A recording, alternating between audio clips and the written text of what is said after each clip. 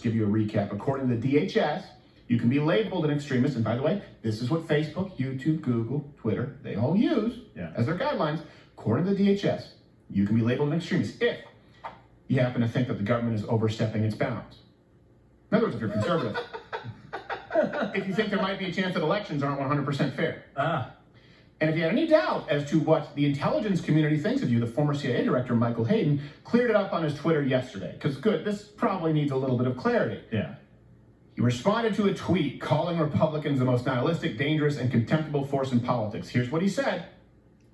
This is what the former CIA director said. I agree.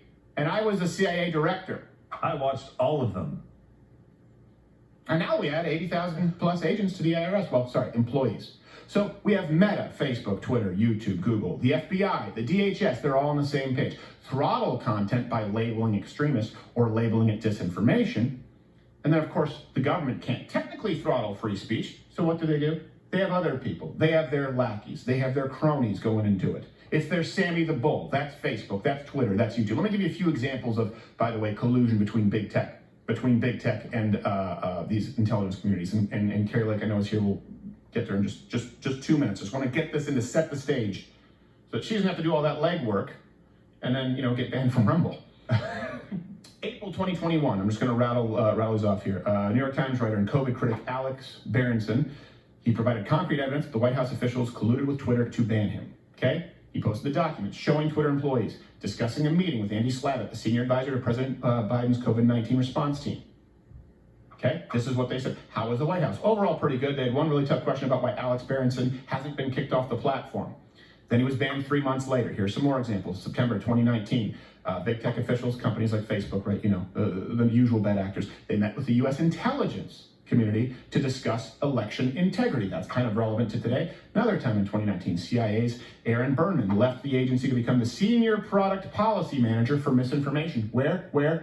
At Meta, Facebook, Instagram. This is what happens, right? We talk about these unelected officials, for example, like Fauci. That's what, when people talk about the swamp, we're not just talking about your representatives. We're talking about people who are representative of no one.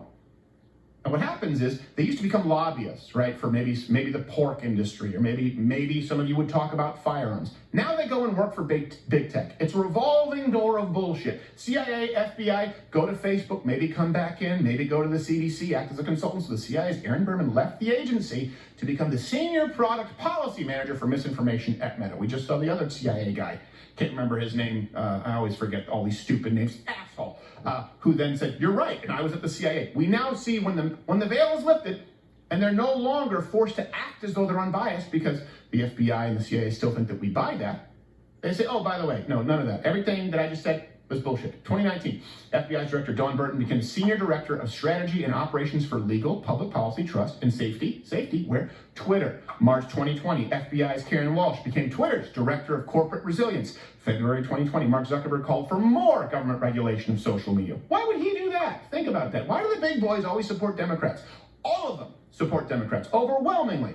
Didn't we think that Republicans were the party of big business? Let's look at the donations from Zuckerberg, from Bezos, from Wojcicki, from Dorsey, any of these people, not to mention their employees, okay? October 2020, Twitter, Facebook blocked the spread of the Hunter Biden story. You guys remember that? Of course, whistleblowers said that the FBI colluded. We have December 2021, Dr. Fauci, I use that term loosely, colluded with Wired Magazine and Facebook to censor the Great Barrington Declaration. For those of you who don't remember, that was saying that lockdowns don't work. And by the way, now the CDC says we might have been wrong about a whole lot of that. July 2021, the White House admitted to flagging content to Facebook they considered COVID disinformation. And of course, that content was removed because they used CDC and the White House to establish their guidelines. Oh, and by the way, they got rid of the dislike button because there's never been a president, former vice president, more disliked than Joe Biden. Don't forget, February 2022, Jen Psaki was so comfortable in the authoritarianism that she encouraged Spotify on a public platform openly to censor what she declared COVID misinformation, or as we know it now, shit the CDC was wrong about.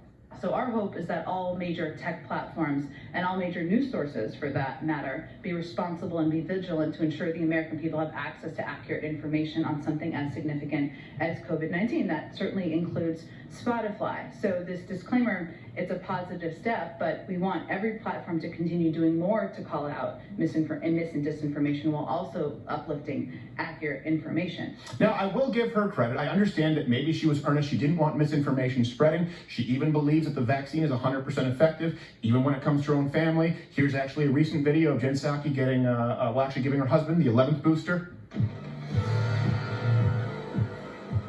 You might feel a little prick.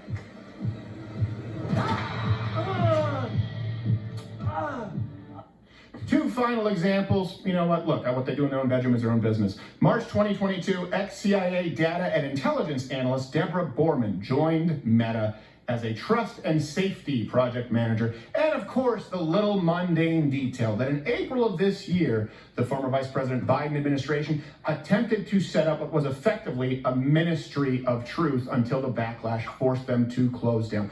All references are available at louderwithcrowder.com, and very few of them, if any, are conservative sources. You can see it's Washington Post, it's Wall Street Journal, it's New York Times.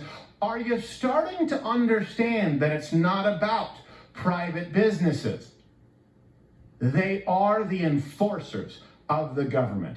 And this is the first time today that I can think of where they removed a winning current gubernatorial candidate whose policies and platform can directly affect their bottom line. A bottom line, by the way, that's padded through disinformation and dishonesty, which brings me to, I'm really glad I